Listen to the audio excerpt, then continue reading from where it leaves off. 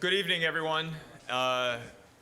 Thank you all for being here, and welcome to the Watson Institute Distinguished Lecture Seminar Series. My name is Rick Locke. I'm a professor of political science here at Brown and also currently serve as the director of the Watson Institute. And it's a real pleasure and honor to be able to introduce Undersecretary Rose Gottemoeller here this evening.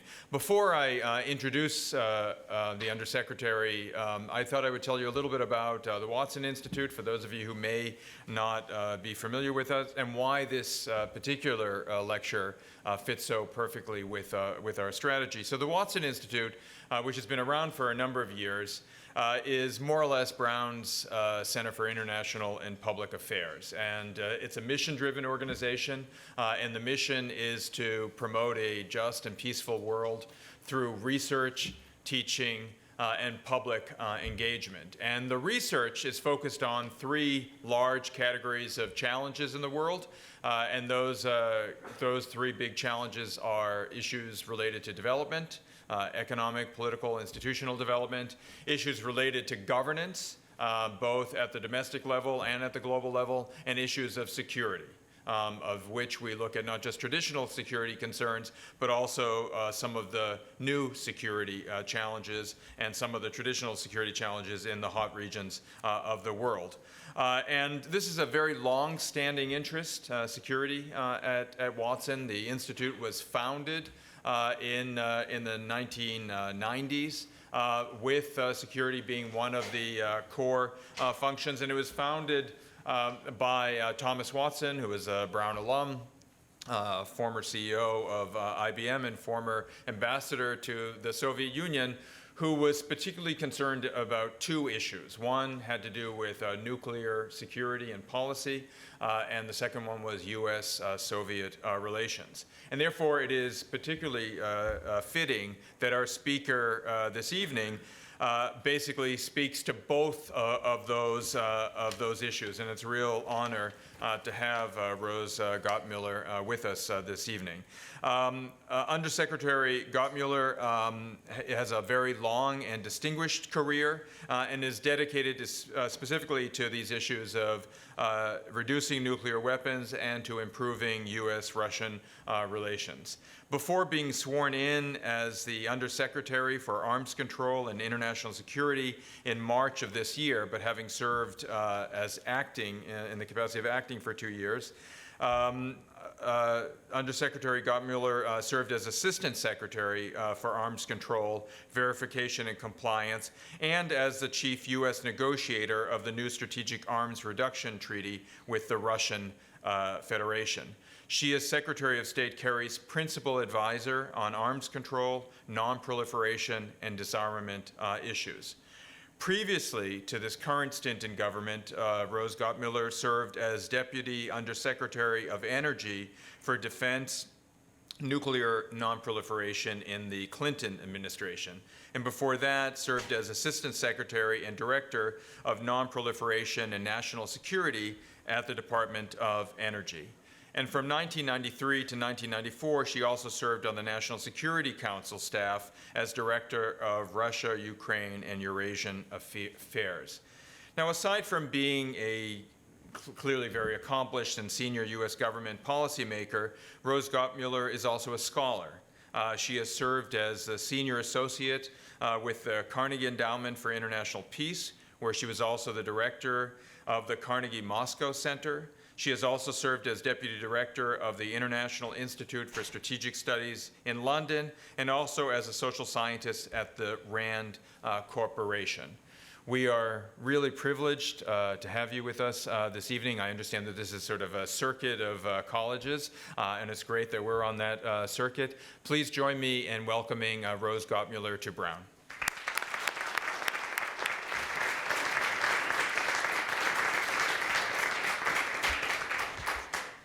Thank you for the introduction, Rick, and thank you very much to the Watson Institute and to Sue Eckert for the invitation. I'm just delighted to be here.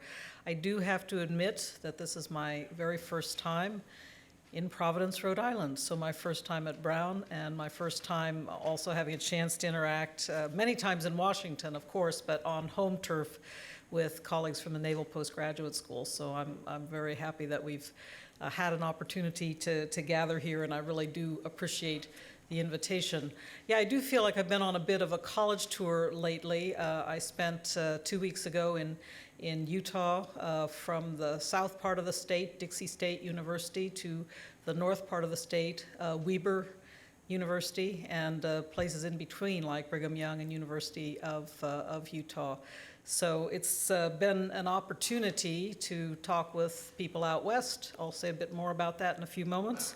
And then also to come here to Boston a couple weeks ago to be at MIT, at Fletcher, and also at Harvard. But I knew that I had to get to Brown before too long, and so here I am. But I'm just delighted to be here. While we're gathered here tonight in Providence, however, the world is facing some very serious challenges.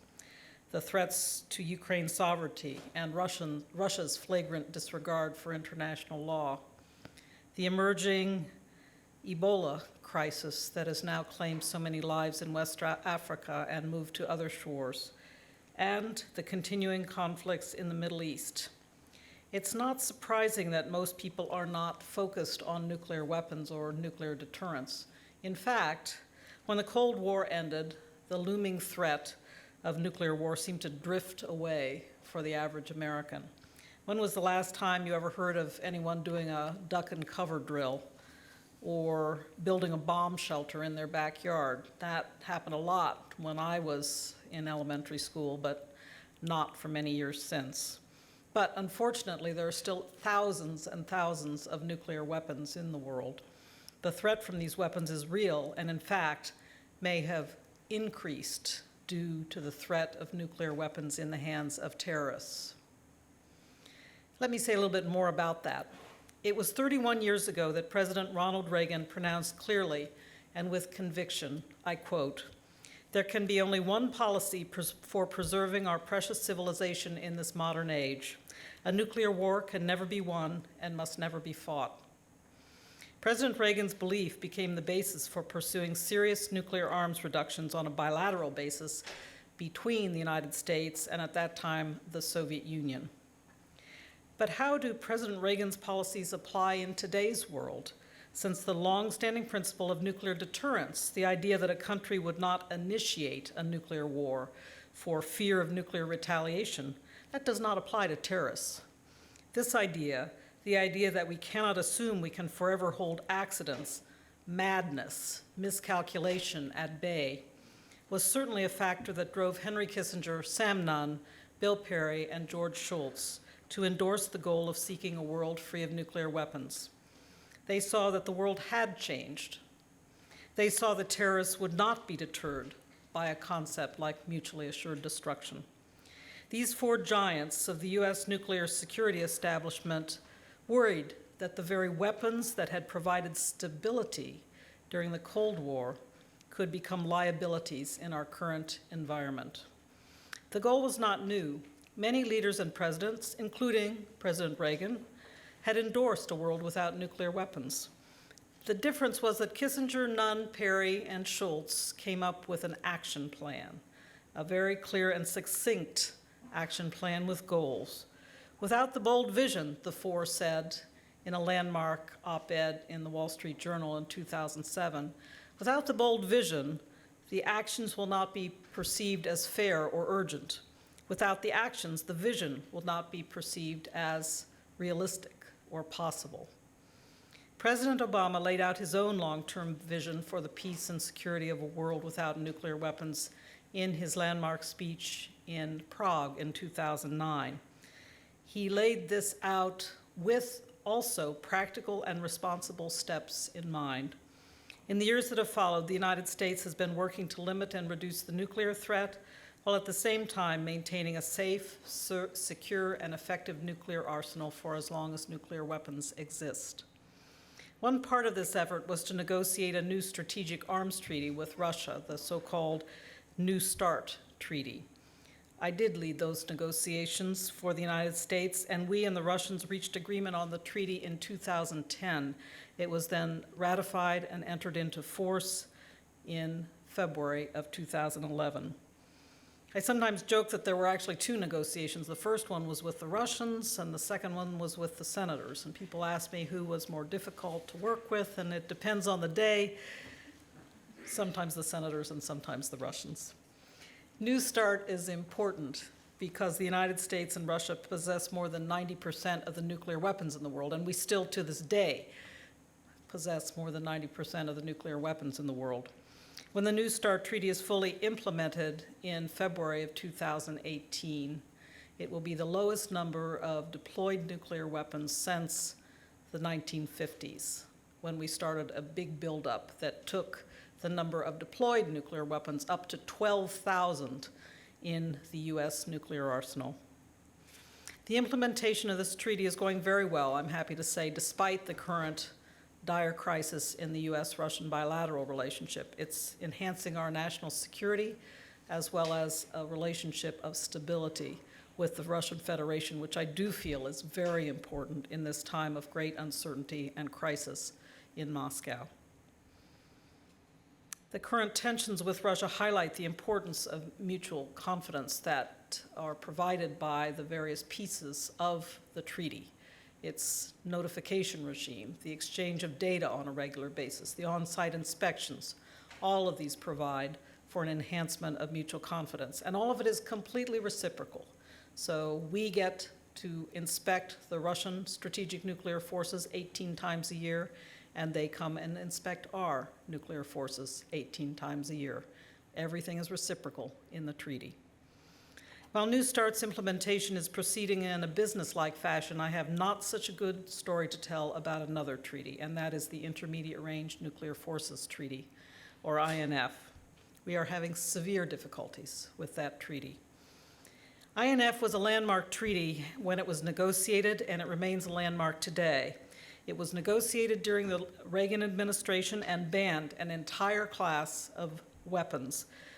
Missiles and weapon systems deployed, nuclear weapons deployed on missiles with a range of 500 to 5,500 kilometers. This past summer, the United States announced its determination that Russia is in violation of this treaty. We're deeply concerned about this violation, and we believe that INF continues to benefit the security of the United States, the Russian Federation, and the entire world community. For that reason, we are urging Russia to resolve our concerns about their violation of the treaty, return to compliance, and ensure the continued violation of the treaty going forward. We are in compliance with the INF treaty. However, we have told our Russian colleagues that we will listen to concerns they have raised about our implementation of the INF treaty and work to allay their concerns. Indeed, we have been working to do so, but the Russians seem to be hearing us, not listening to us. We need to continue to work this problem, but again, they need to listen to our concerns just as we are listening to theirs. As we look to the future with regard to nuclear arms reductions, the United States will pursue agreements that are in our national security interest and that of our allies. Historically, the United States and Russia have always been able to continue to work to reduce nuclear dangers, nuclear threats, and ensure mutual stability and predictability. This fact should not change. The United States has made clear that we are prepared to engage Russia on the full range of issues affecting strategic stability, and that there are real and meaningful steps we should be taking that can contribute to a more predictable, safer security environment. In June 2013, in Berlin, President Obama stated U.S. willingness to negotiate further reductions of up to 1/3 of our deployed strategic warheads below the level established in the New START treaty. That's 1,550 warheads once New START is completely implemented in February of 2018. So if you do the math, it takes you down to approximately 1,000 deployed warheads, which is a significant reduction. Remember what I said, In 1992, when we were beginning implementation of the START 1 treaty, we had 12,000 deployed nuclear warheads in our arsenal, 12,000 in the arsenal of the Russian Federation. So we would be bringing them down now to a level of 1,000. That's still a lot of warheads, but it's a big reduction in 20 years. Progress, however, requires a willing partner and a conducive strategic environment, which at the moment we don't have. As I have said, no one here should doubt that we are in a difficult crisis with the Russians over Ukraine, INF, and other issues, but we need to cooperate with Russia and others to address new threats. First and foremost, the threat that terrorists may acquire a nuclear weapon or nuclear material, fissile material that could be used directly to produce a nuclear weapon. The reason we can and must continue to pursue arms control and nonproliferation tools is that they are the best and, quite frankly, the only path that we can take to effectively prevent a terrorist threat and reduce nuclear dangers more broadly. So nuclear weapons in the hands of terrorists, that is the preeminent threat that we face today in this arena. Now, shifting gears slightly, I want to talk to you about another priority for this administration, and that is ratification and entry into force of the Comprehensive Test Ban Treaty. Over 2,000 nuclear explosive tests have taken place around the world over the last 69 years. From 1951 to 1992, 928 nuclear explosives tests were conducted at the Nevada Test Site, now known as the Nevada National Security Site. This included 100 above-ground nuclear explosive tests. These above-ground tests, the purpose of which was to further improve the effectiveness, safety, and security of our nuclear deterrent, had the consequences of distributing radioactive fallout downwind of the site. Over time, radioactive and cancer-causing particles like strontium-90 found their way into milk and other food products, eventually ending up in the bones and teeth of children. Beyond the multiple radioactive hotspots in Utah and in other western states, hotspots were detected as far away as right here on the East Coast. Growing public concerns about the dangers of nuclear explosive testing at that time collided with a turning point in history, the Cuban Missile Crisis. As an initial step leading us back from the brink of nuclear war, President John F. Kennedy called for a complete ban on nuclear explosive testing in 1963. We were able to achieve a part of this objective through the Limited Test Ban Treaty back in 1963, banning tests in the water, in space, and in the atmosphere.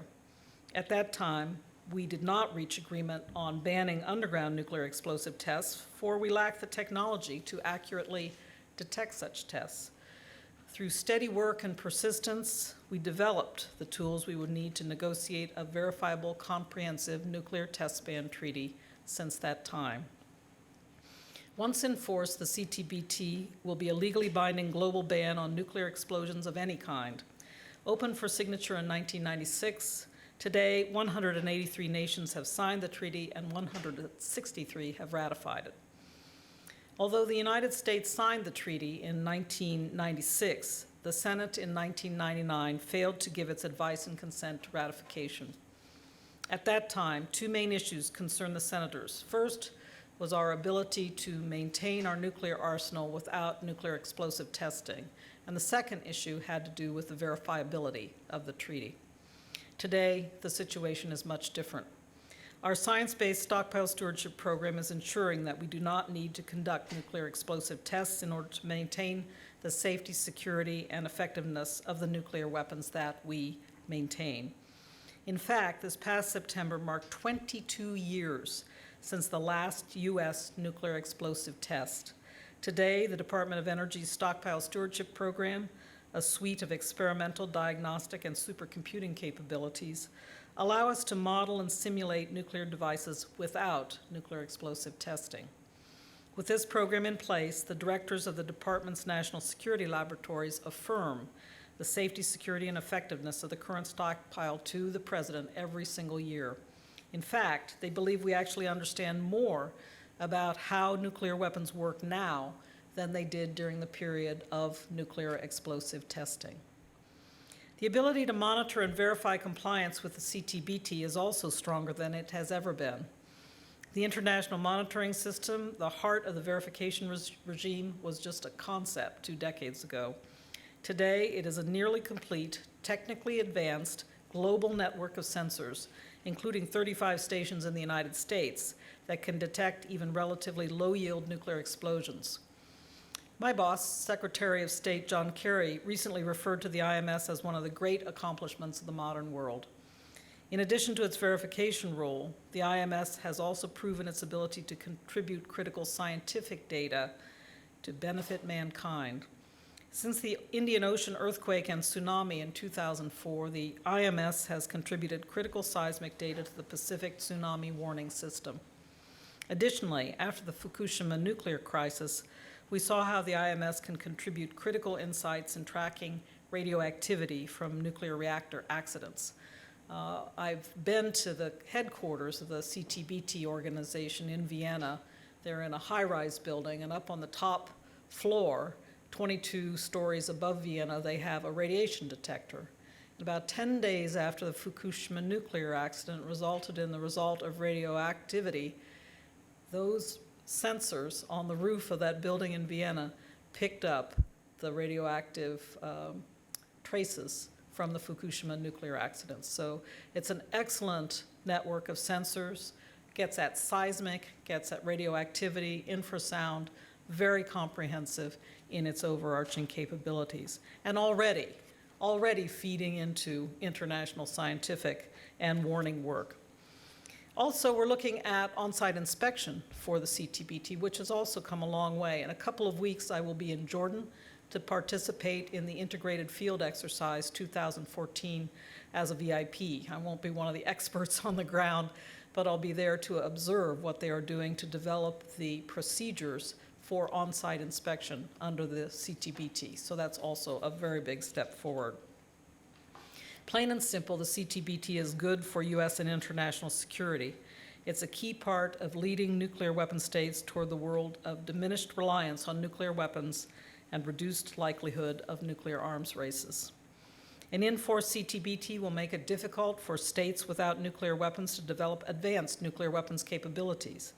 An in-force treaty would also make it hard for states with more established nuclear weapons capabilities from confirming the performance of advanced nuclear weapon designs that they have not tested successfully in the past, weapons such as boosted weapons, for example. Because of this, an in-force CTBT will constrain regional arms races. These constraints will be particularly important in Asia, where states are building up and modernizing their nuclear forces. All told, it is in our interest to close the door on nuclear explosive testing forever. Despite the clear merits of the treaty, it's been a long time since the CTBT was on the front pages of U.S. newspapers, so we are going to need time to educate the public and Congress and build up U.S. support for ratification.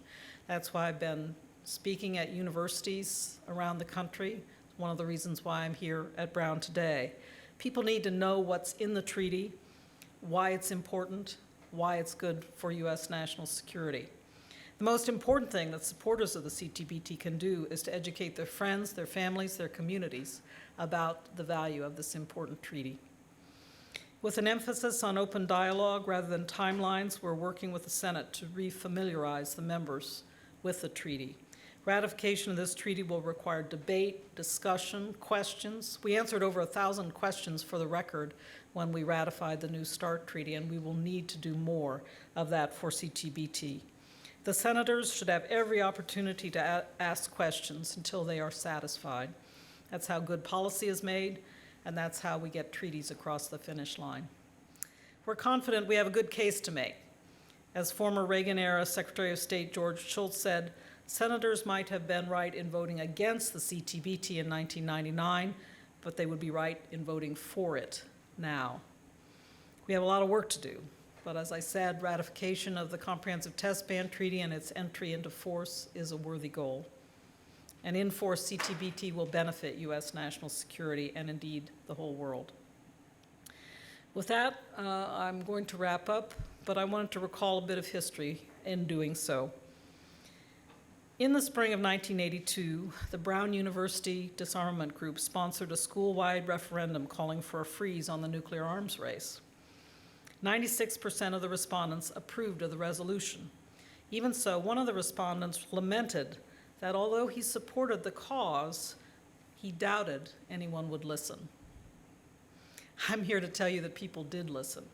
The nuclear freeze movement was a key part of the historic drawdown of nuclear weapons that took place in the 1980s and 1990s. And it came from exactly the kind of community you have here at Brown University. So something to think about. Again, I know nuclear weapons are not at the top of people's priorities oftentimes today, but it's worth paying attention to because there are still thousands and thousands of nuclear weapons in the world. And if they fall into the hands of terrorists, they will be a nightmare for the entire world. So thank you very much for your attention. I look forward to your questions and look forward to your discussion. Thanks.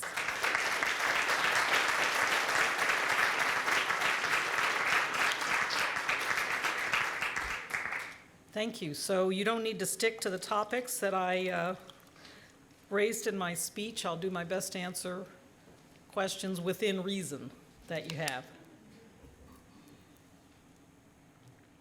I see there are a couple of microphones to line up behind.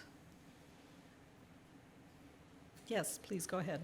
In terms of Iran, how much of a threat do you I think you're going to have to use the microphone because of, yeah, thank you. Hi, my name's Hunter Ray. I'm a freshman. In terms of Iran, how much of a threat do you see them not only in acquiring a weapon, but actually using one? That is precisely the reason that we have a major negotiation going on right now that is called the P5+1 talks. Over the last couple of years, we have really suspected that what the Iranians are up to is not a peaceful nuclear power program as they claim, because they have built thousands and thousands of nuclear centrifuges, and they've been using them to enrich uranium in a way that we are very concerned they are amassing the amount of fissile material that would be required to build nuclear warheads. So it's a very real concern. It's a very real concern for a number of reasons. And I think primarily the concern revolves around the destabilizing potential for continuing proliferation of nuclear weapons anywhere in the world. But there are some particular aspects about the Iranian program that has been very concerning because of the big burst in activity over the last 6, 8, 10 years. So these negotiations have been difficult, very difficult. I think that they are producing results. I can see that technical building blocks are in place to really come to agreement. But we have a serious deadline coming up, November 24th. Negotiations are supposed to be completed over the next 3 weeks. So we have some very difficult negotiating challenges ahead, and in particular, I would say there will have to be some heavy lifting on the part of the Tehran government to really, take some difficult political decisions. The technical decisions are one thing, and we were talking about this earlier with some of the students, when you're negotiating a treaty, you keep pushing forward on technical solutions. You come up with beautiful monitoring regimes. You come up with inspection procedures that are just perfect. But if you can't get the big political decisions, you never finally push the thing across the finish line. So that's the point we're at now, and we do hope that we'll be able to get those decisions made, because I do think it will be good for regional stability, but also for the health of the international nonproliferation regime as well.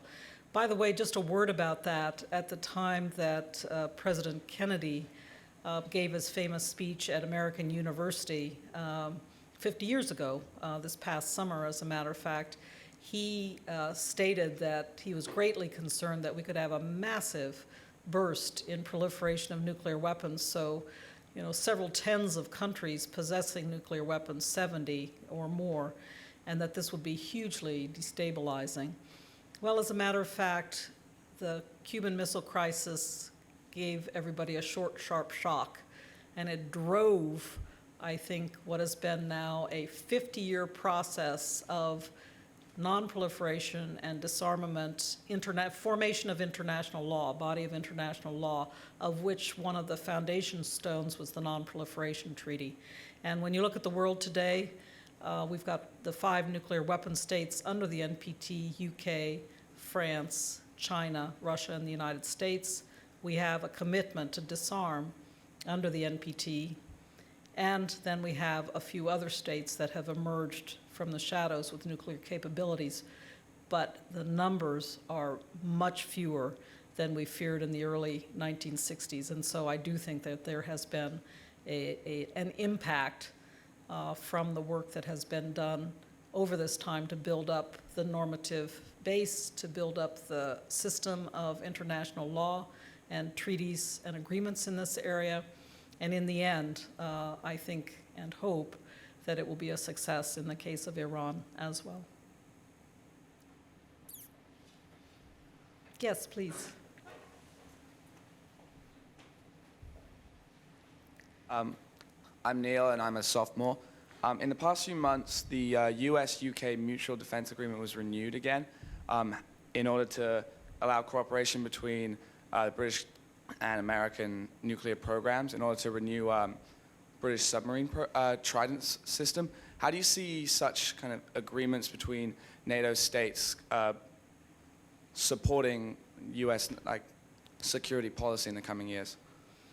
Well, I think actually the US-UK agreement is unique because with no other country do we have that kind of close relationship in this particular sphere related to our nuclear programs.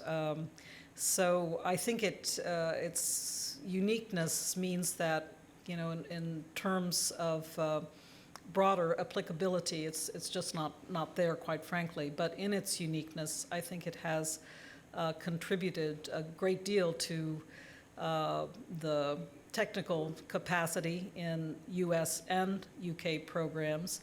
But it has also been a way for us to husband resources very effectively, both for the UK program and the US program, sharing certain responsibilities for research and development and for supporting the arsenals. And so I do think that it has benefited us in some material ways as well. But as to whether it can be a model for anything else, you know, in future, I don't quite see it that way. I think even, you know, at one point, for example, at the end of the Cold War, we had permission from Capitol Hill to negotiate with the Russian Federation a special agreement to support cooperation on our nuclear arsenals, and it was a, you know, kind of a Hallison moment in our overall relationship with the Russians in the 1990s. We were accomplishing a lot in terms of nuclear security, material protection, control, and accounting for fissile materials,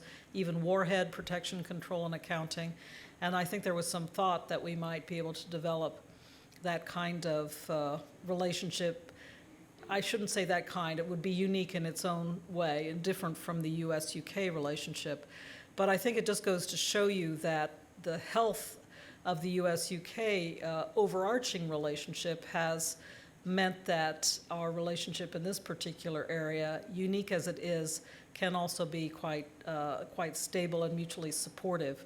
You can see now by the ups and downs of what has gone on with Russia over the last 20 years that we would not, I think, have had any opportunity for that same kind of stability and mutual value. So it's just a way of saying I think everything's got to be looked at separately and as something that is unique. Yes, please, go ahead. My name is Rebecca. I'm a graduate student in the political science department. I'm going to move it away from the policy discussion just a bit and ask if you could speak on what you see the intersection of policy and scholarship, what it is and perhaps what it should be as a person who it sounds like has a foot in both worlds. Yes, and in fact, I've made my career as that classic Washington revolving door person. This is a unique type of phenomenon, I would say, because around the world you do not really see the same kind of thing. If I often hear from my colleagues abroad, it doesn't matter whether it's in Europe, whether it's in Asia, people say to me, wow, if you come out of university here, you take the track and you head into the Ministry of Foreign Affairs and there you make your career, or you go the academic route and you go to a university for research and teaching, but you don't have the opportunity to come and go from government. And I frankly think, well, it's an interesting comment on the day after our own election. You know, my own career has been that when the Democrats are in the White House, I'm on the inside of government. When the Republicans are in the White House, I go back to the think tank world, and that's been my career. And that's how the way the revolving door works, and it's a kind of natural, I think, a natural refreshing function, because while you're on the inside, you cannot build up intellectual capital. You are racing day in, day out to deal with policy issues that are quite urgent and that you must address, and you are hoping for the utmost in creativity. I'll come back to that in a moment, because it is necessary to have a relationship with the world outside of government in order to have that creativity inside. But in my personal experience, you wear down your capital while you're on the inside, and then you need to come out and spend some time working, thinking, researching, and developing new ideas to move the ball forward, and hope to have the opportunity to serve in government again. But I also believe for the community on the outside, in any event, there must be a symbiotic relationship with the community on the inside, because otherwise we get too stuck in our ways, whether it's bureaucratic ways, whether it's on the policy front with certain allies, or whether it is in terms of just, you know, old-fashioned thinking and approaches. And so we need to have the opportunity to communicate with the world on the outside in order to, I think, have creativity in the government overall. And I'll just give you a small example of that. I've been doing a lot of work on trying to bring the benefits of the information revolution to monitoring and verification of arms control treaties and agreements. Because when I came to negotiate the New START treaty, I asked my inspectors who were on my delegation what they were allowed to take to an inspection. They held up a pad of paper, and they held up a pencil. They said, this is what we're allowed to take. And then one of them pulled a small ruler out of his pocket and said, we're allowed to take a ruler so we can, you know, measure a missile length. But that's it. And I said, well, surely there must be some ways that you could use, you know, the benefits of the information revolution. I said, don't you ever use Google Earth, for example? They said, of course we do. Before we go in for an inspection, we check on a facility on Google Earth. We make sure, you know, that the roads are still open to the facility and take a good look at it. But then we have to leave our laptops outside of Russia. We're not allowed to take them on the inspection. So I said, wow, this is something we need to look into. And that's just an example of what I mean. I've spent a lot of time in Silicon Valley talking to the tech companies there, spent a lot of time in university communities talking about what kinds of approaches we might take to improve our capacity for monitoring and verifying arms control treaties and agreements. So that's what I mean. We have to have a flow between academia and the government, because otherwise we would not make progress, I think, on the inside. For you, ma'am. Go ahead, please. All right, I'm a major in the U.S. Army, infantry officer at the Naval War College.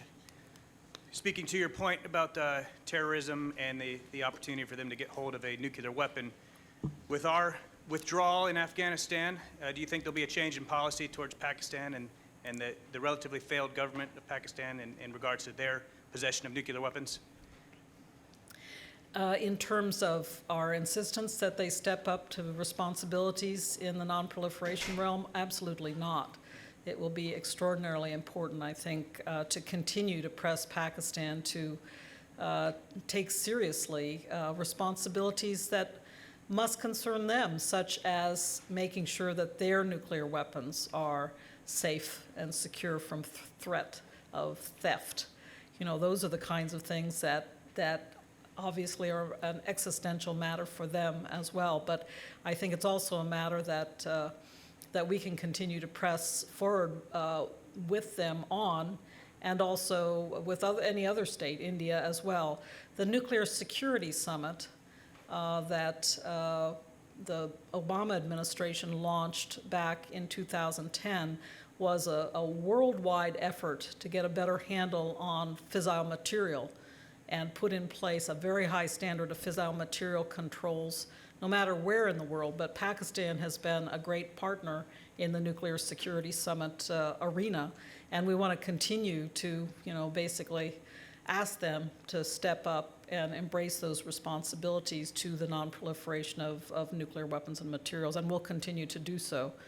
A couple of years ago, I had the opportunity to go to their training center for the guard force that they have for their nuclear facilities. It's outside of Islamabad, about an hour and a half. Very interesting training site, and they've, now through working in the Nuclear Security Summit context and so forth, they've gotten it to the point where it's providing courses on behalf of the International Atomic Energy Agency for nuclear security training. So those are the kind of things, it's a good trend, and they need to do a lot more. And so we'll try to keep pushing them forward on that. So certainly no change in attention to Pakistan on this issue or on any other in the aftermath of the withdrawal from Afghanistan.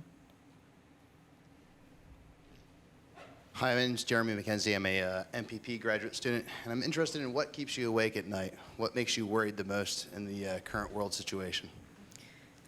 Theft, I just mentioned it, theft of nuclear materials and warheads.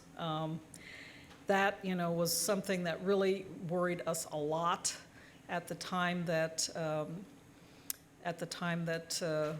the Soviet Union fell apart. And from, the period of the early 1990s up until the present day, we've been working with the Russians again on physical protection of nuclear material and warheads in the Russian Federation. It hasn't been easy lately. They haven't been very cooperative. Some of you may have seen the news reports today about them hesitating to participate further in the Nuclear Security Summit process. And, again, I see the NSS as really benefiting the entire world community and having Russia's experience at the table and helping other countries to come up to a high standard on physical protection of nuclear materials, and if a country has warheads. Glad that there aren't many countries with warheads, but just making sure that everybody is paying attention to this. That's what keeps me awake at night, a worry that people could get careless, and that could result in nuclear weapons or fissile material falling into the hands of terrorists. Please, go ahead. Ladies Wes. first. Sorry, go ahead. No, of course. Didn't see you. You can go next. No, we have, okay, why don't we do you and then you and you after, okay? Hi, my name is Min, and I'm a junior. And it's my personal honor to see you here at my school because I worked at the Korean embassy over the last summer, and you were one of the significant person whose statement and remarks that I have to follow and check. So thank you for coming to my school. And, Are you following me on Twitter?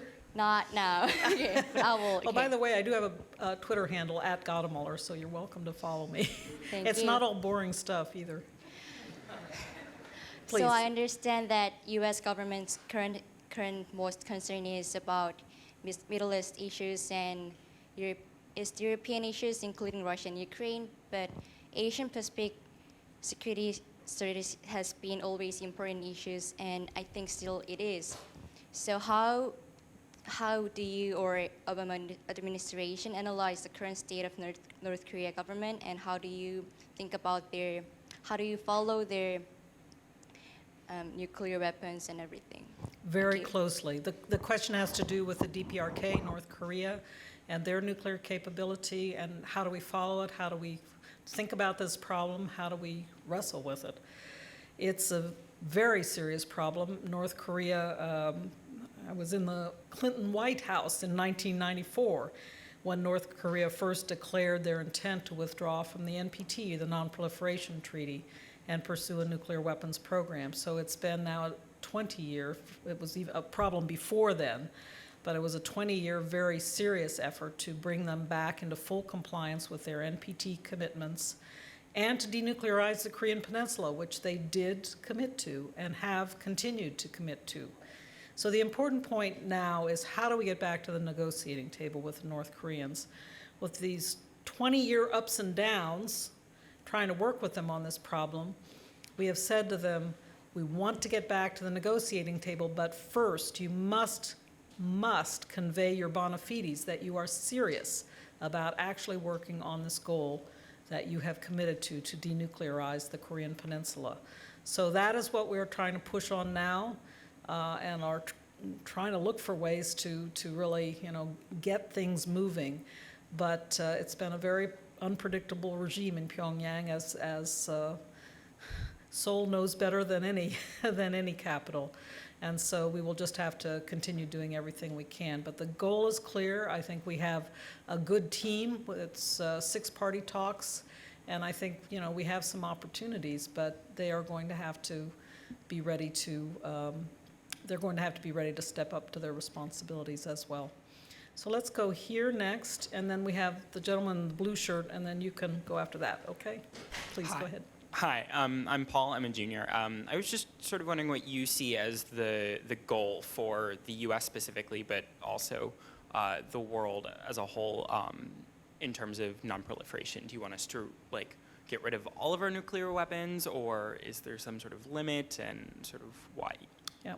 Well, that's an easy one for me because President Obama in his Prague speech back in 2009 laid out very clearly the long-term goal. He said it's not going to happen immediately, but we must place out there as a goal moving to zero nuclear weapons. And indeed, it has informed nuclear policy during this administration. It has led to a de-emphasis of nuclear weapons in our national security strategy that has had a real impact on how we think about nuclear weapons in the future.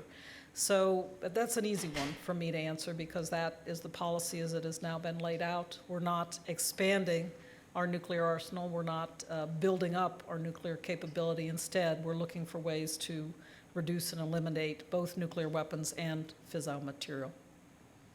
Okay, please go ahead. Thank you. I'm Wes. I'm a first-year MPP student at the Taubman Center. One of sort of your responses was to Jeremy earlier talking about what your nightmare is, and that would be obviously the theft of fissile material by terrorist organizations. We talk a lot about agreements on paper, strategies for sort of minimizing the threat of this. Can you delve further into sort of strategies you're undertaking, initiatives you have, more detail on how you're actively going out and eliminating or mitigating or going after this threat? Okay, very good. Let me give just a couple of examples that I think are a very good indicator, because people often shrug and say, oh, it doesn't look like you're making much progress. But in fact, from the Cold War high of 32,000 nuclear weapons, almost 32,000 nuclear weapons that the United States built and we had in our arsenal in the mid-1960s, we're now down to under 5,000 total weapons in our arsenal. So there's been a steady build down over time in our own nuclear arsenal. And we've also worked with the Russians to get rid of the equivalent of 20,000 warheads in their nuclear arsenal, this just since the end of the Cold War. The Russians built, according to Viktor Mikhailov, the Minister of Atomic Energy, said publicly back about 20 years ago that they built about 45,000 nuclear warheads. So they, it was a big buildup during the Cold War. That's why people say, well, why haven't you gotten rid of all of them already? It's because I always say it's taking a long time to deal with the ash and trash of the Cold War. That's all there is to it. You can't just take, some big metal shears to a warhead and clip it apart. You have to take it apart very carefully, and it takes time. So believe me, you want this to be a deliberate process. But in any event, working together with the Russians 20 years ago, we devised what was called the HEU Purchase Agreement, where the Russians took warheads apart, they took the highly enriched uranium in those warheads, they downblended it to low enriched uranium, they sold it to us to fabricate into power plant fuel for our nuclear power plants. So today, 10% of US electricity is generated by former Soviet nuclear weapons. So that's the equivalent of 20,000 nuclear weapons we've gotten rid of working together with the Russians. So that was a really, really good project. In smaller ways, under the Nuclear Security Summit, we've convinced countries around the world who have highly enriched uranium. HEU can be used directly in a nuclear bomb. So we've convinced a number of countries such as Ukraine, for example, countries such as Uzbekistan in the former Soviet Union, but countries also beyond the former Soviet Union, to take HEU out of research reactors and send it back to be downblended to low-enriched uranium.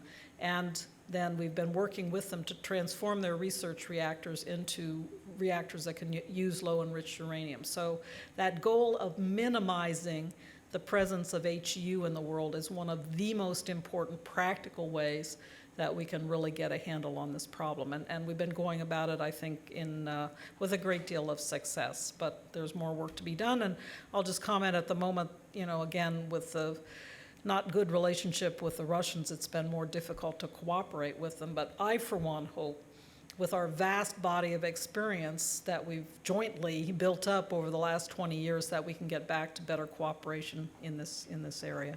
So thanks. Please, go ahead. Hi, my name's Carol Kim. I'm a senior here at Brown.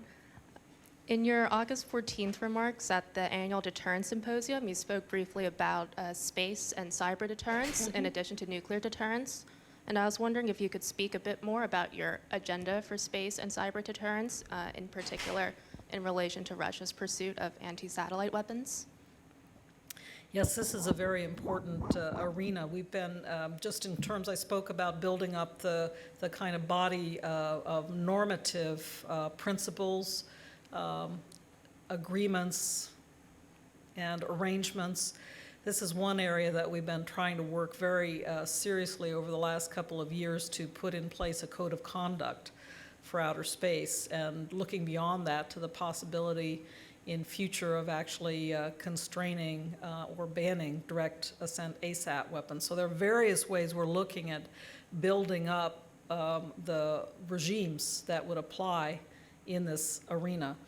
But there are other more, I would say, practical areas that we've also in the near term been trying to make practical progress as well.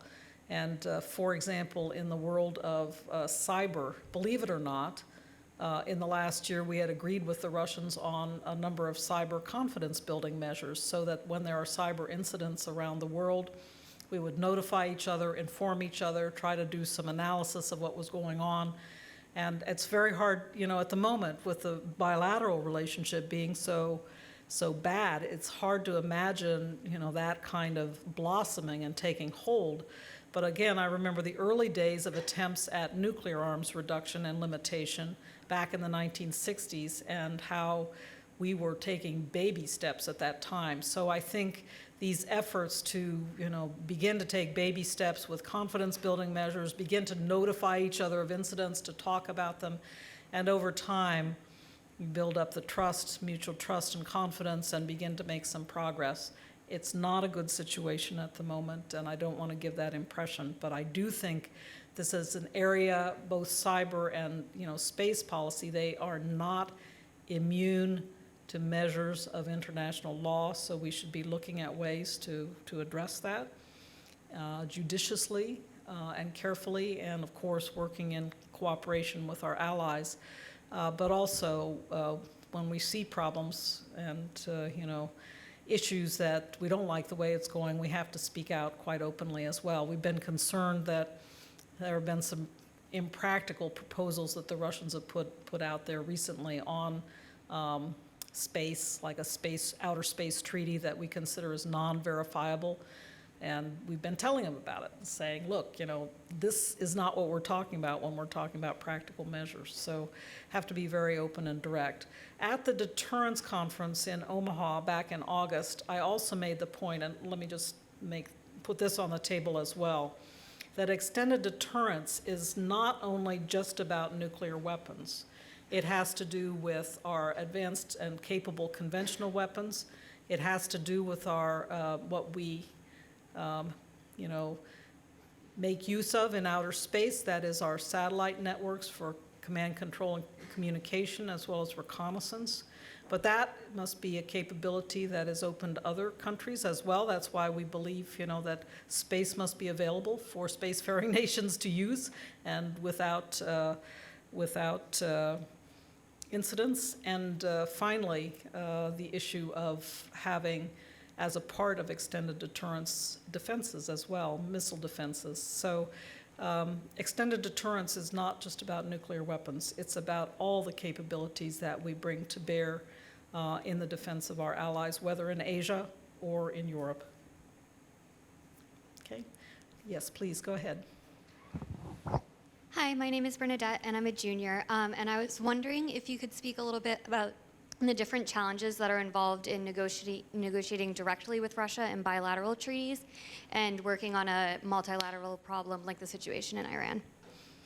That's a good question, because there are, different bilateral personalities no matter who you're dealing with. A bilateral negotiation with the Russians is going to be much different than a bilateral negotiation with the Argentinians, because as my husband, who is an experienced diplomat in his own right, he made his career working on the oceans and environmental side.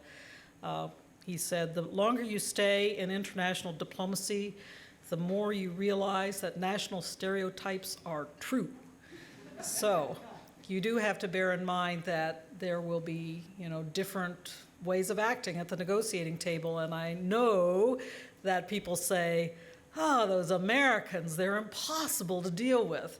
So, it's just one of the realities of the negotiating table. My own experience with the Russians was definitely formed by the fact that I have been, working with them since the 1970s. I've made my career working in the Sovietological, or now Russian studies arena, and specifically on nuclear weapons matters. So, I had a lot of experience working with them, and so there were fewer surprises, I think, for me than perhaps for some others who had not had a chance to deal with them before. It also helps very much for anybody who is in diplomacy to know a language that is on the other side of the table.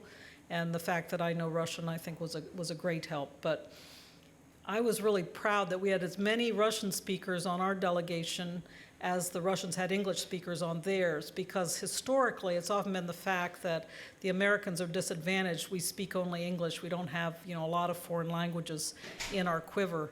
But in this particular negotiation, it was a good balance, I thought, and that was very helpful.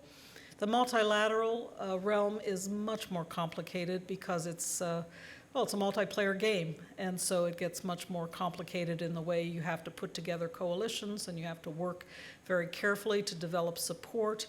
The importance of who holds the pen is, you won't be surprised, anybody who's done committee work knows the importance of who is holding the pen and preparing the first draft, and all of those things, they're quite naturally two issues that arise in a multilateral negotiation. So it's a different game, and one that I also enjoy, but having an opportunity, it was the opportunity of a lifetime, to be frank, to have the opportunity to negotiate the New START treaty, and I was very honored to have the chance to do it. Please. Ladies first. Sue Eckert of the Watson Institute. Just wanted to ask two things. One is, first of all, with the NPT review coming up next year, what's your assessment of what we can expect reasonably coming out of the review conference? And secondly, in the context of Russian modernization, in replacing the SS-18s, they're actually going to some MIRV systems. And the question is, how destabilizing is that? And is there, you negotiated the New START. How likely do you think it is that the Russians might consider walking away from that because of the current geopolitical tensions? Let me answer the last one first. they did threaten back in March, as the Ukraine crisis was heating up, to cease implementation of New START. It was a Saturday. For those of you who know Russia, it was International Women's Day, which is usually a very big holiday in Moscow. And I was amazed that on a day they're usually, drinking and feasting, that they put this statement out of the Ministry of Defense. But I went immediately to my counterpart and said, listen, we have always sustained the implementation of these important treaties in good times and in bad. Do you really mean this?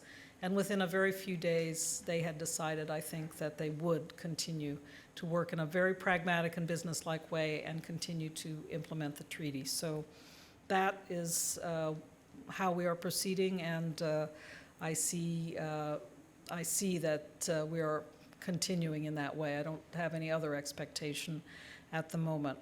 As far as their modernization program is concerned, we have been concerned that they are developing missiles that deploy multiple warheads on a single missile. This was one of the very destabilizing aspects of their big SS-18 and SS-19 systems during the Cold War. However, I will say that looking at their modernization program, we do not believe that they will be building up to the massive numbers of such missiles. The limit on delivery vehicles in the New START treaty is 700, and we believe that the Russians will hold to the limits of that treaty, and that by comparison, several thousand ICBMs that they deployed at the height of the Cold War. So it's a big difference, and so for that reason, although we are concerned about the destabilizing possibilities of multiple warheads on missiles, there's no difference in those old arguments. A warhead with a missile with 10 or 14 warheads on it makes a very attractive target. You try to get it out as soon as possible, and so it tends to pull down a preemptive or a first strike. At least that was the scenario that everybody was concerned about during the Cold War. And so we would argue to the Soviets, and did successfully during the period of the START II negotiations, that they needed to move toward fewer warheads on each missile so as to make them less attractive and destabilizing targets. But I will say that we see a big limit and a big difference from the Cold War years. They're just not going to have that big buildup, in my view. And finally, I'm sorry, Sue, just remind. Oh, the NPT review conference is coming up in May of 2015. It's going to be very difficult because of the difficult environment with the Russian Federation at the moment.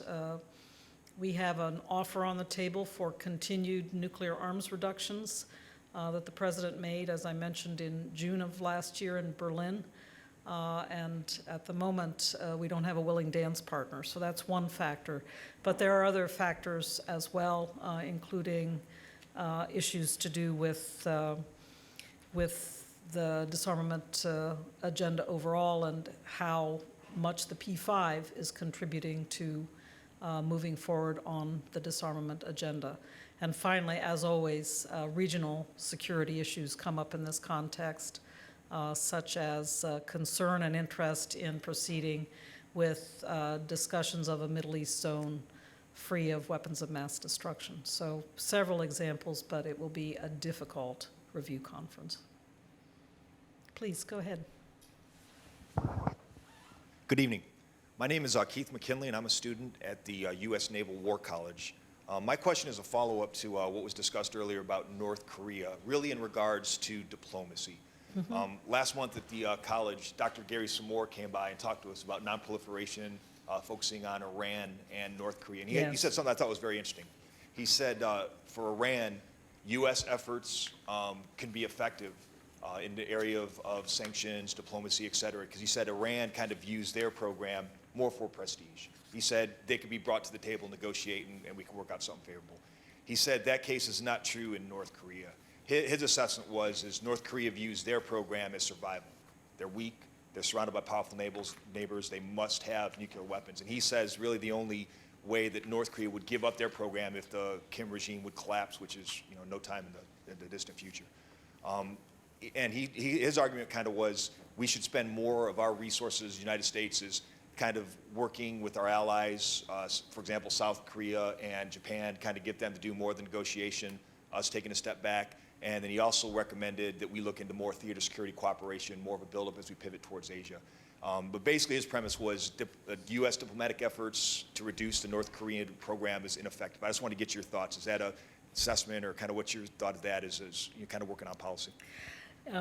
Gary Seymour is a great colleague and a great friend. He's somebody I have worked with very closely over the years, and he was in the White House during the negotiation of the New START treaty, so we worked very closely together during that period. I will say, however, that he is always, I think as a matter of his own natural character, he tends to be pessimistic. I always joke with him that 2 days before we completed ratification of the New START treaty, he said to me, "Rose, you're never going to get that treaty ratified." So I just you'll have to, when you encounter him next, you can say that I made this comment about him, but I've always been very clear with him that I think he tends toward pessimism. Truth in advertising, I tend toward optimism. So those are differences in our natural characters, I would say. But I would say that his presentation was a bit pessimistic in that I do think that it's the coherence of our approach, which has been an approach involving 6 countries, South Korea, Japan involved, China, Russia, and the United States, in addition to the DPRK as well. And it's the coherence of the partnership that I think, when there has been some momentum developing in the negotiations, that has been effective, and particularly the opportunity to have, China providing leverage and Russia at times providing their particular leverage as well, that has helped to move things along at times. So I still think that model works, and I'm not ready to abandon it, would be my perspective on that. But again, North Korea has to show itself ready and establish some bona fides, I think, before we can be ready to come back to the negotiating table. Nina. Nina Tannenwald, Watson Institute. 2 questions. The first is, what do you think are the prospects for moving toward a conventional extended deterrence policy that is without a nuclear threat behind it? And second, does the Undersecretary of State for International Security get a say in our nuclear doctrine?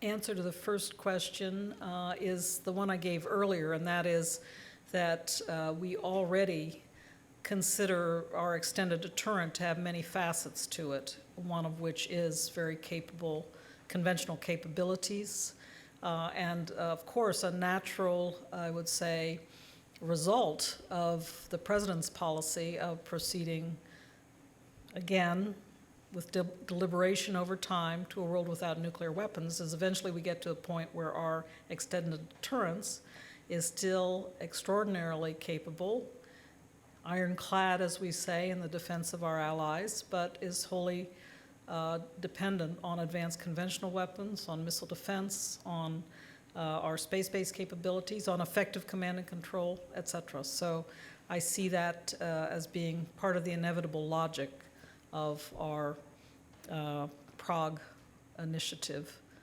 and the policy that flows from it.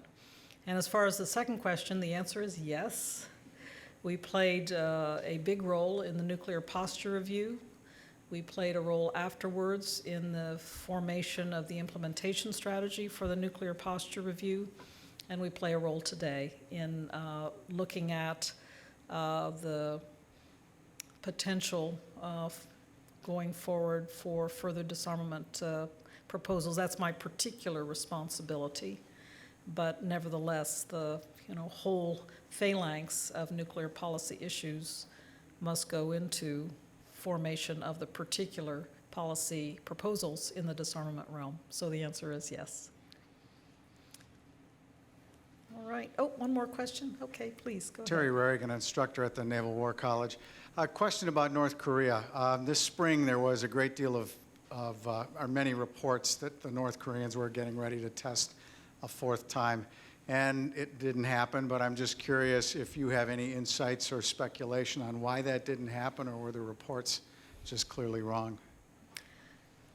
Well, we've had many over the last couple of years incidences when we believe that there have been preparations going on for nuclear testing. So we're always very alert to them. They haven't, thank heavens, they haven't always produced a nuclear test. I like to say, and it catches people by surprise, but North Korea is the only country that has tested a nuclear weapon in this century, and that is true. Because, as I said, in the U.S. case, we haven't tested a nuclear weapon and a nuclear explosive test for 22 years. So, but in that particular case, it was, I will say only that it was well worth watching, but it was a case where the North Koreans, for whatever reason, did not decide to move forward with a test. So, anyway, well, thank you all very much. Great discussion and great questions. Thank you.